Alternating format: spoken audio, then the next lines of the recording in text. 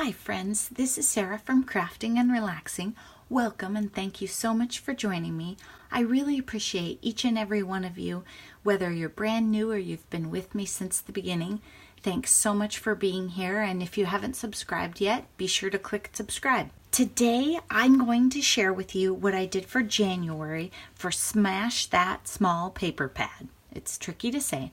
And it is a challenge that Deb Houck of Deb Houck's Crafty Cottage was kind enough to include me in. The idea is you pick a small paper pad out of your stash, 6x6 or 8x8, and you commit to using it up.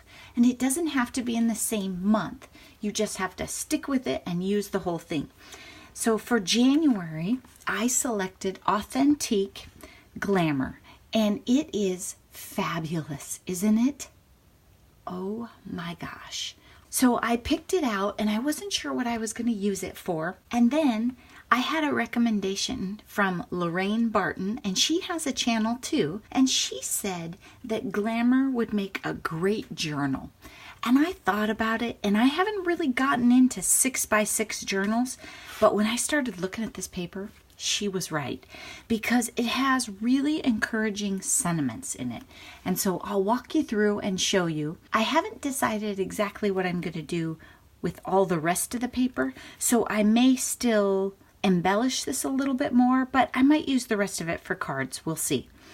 So the number one thing I did here is I didn't use the 6x6 paper for the cover, and that allowed me to use every bit of the 3-inch width. I like my cover to actually cover and not my pages to stick out once you fold them all. And if you don't and you like it more junky, that's absolutely fine.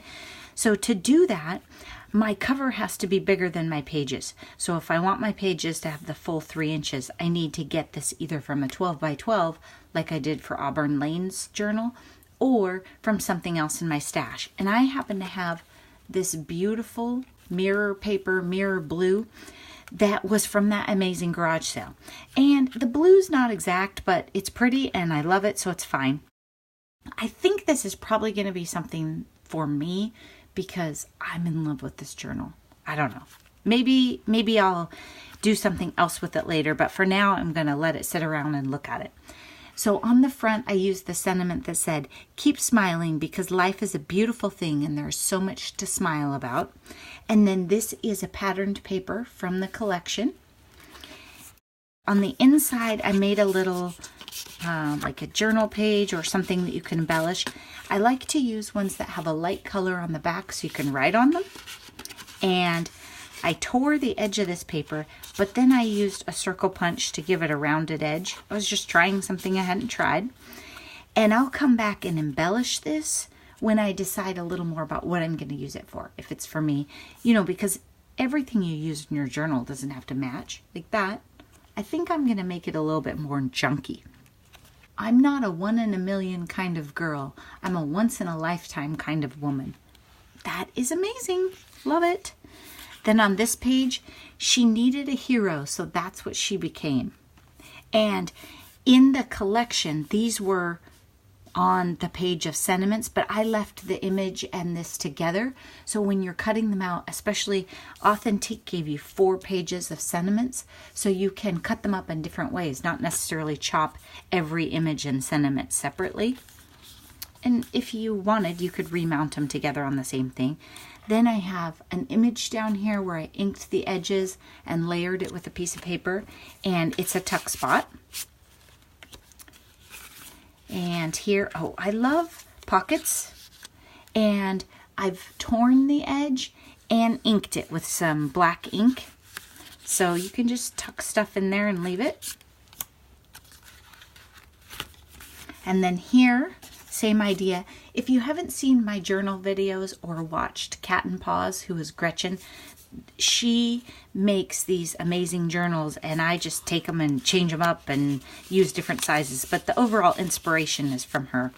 Then here's just a tuck spot with a band, and I've used 2 papers from the collection and torn the edges on the top one.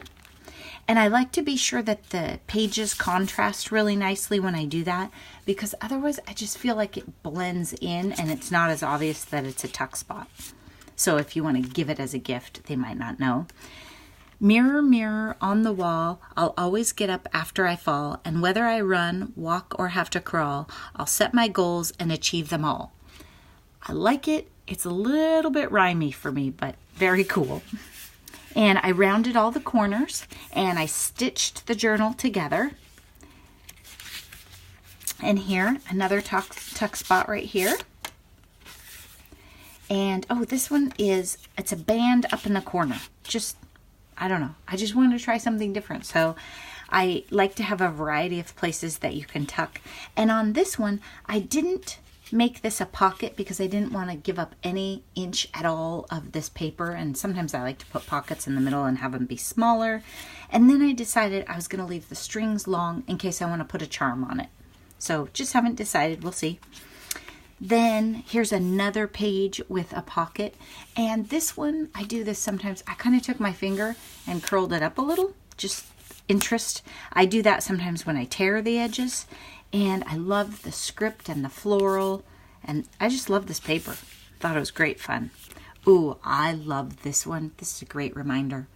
I should make a lot of things that say this.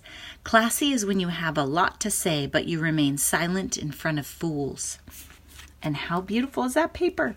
I might not even cover it up. It's just too pretty. And here is another pocket with this beautiful floral pattern, and then the stripe, and then this pattern here. And this one, I can't remember if she's a tuck spot. Yes, she is. She's just a little tiny tuck spot right on the edge. And then again, another band. And that one I didn't tear, but oh, I just love that paper. It's gorgeous. And this is a pocket right here. And I inked the edge and tore it. And this doesn't quite fit in it. There we go. So you can see. I like to tear and just give my pockets some contrast and interest. And then back here I have another pocket where I use this one. And this is seam binding and a butterfly just punched out of a different collection. It's a little more green, but I still liked it. So that is my journal that I made for January. I am guessing that I'll be done with this pad in February, and then we'll pick a new one. And sometimes for my challenges, I like to let the subscribers choose the paper. So I might give you a couple options when I come back in February. This challenge, the videos come out on the 25th each month, so you should see a whole bunch more. Be sure and go down to the description box and check out the other participants. And be sure you stop by Deb's channel and say hi to her. I think you're going to see a lot of neat ideas for using 6x6s. If you're not a card maker, sometimes those small paper pads sit in your cupboard and you just don't know how to use them up. So I think you'll get a lot of ideas on this about creative ideas for small paper pads. And I've noticed that some people have the same paper as me, so I'm excited to see what they use it for. Not necessarily this paper pad, but some of the others I have in my stash. Maybe I'll get some great ideas and borrow them later. Thanks so much for watching. I hope you're having a great day, and be sure to check out the other members of this challenge. Bye-bye.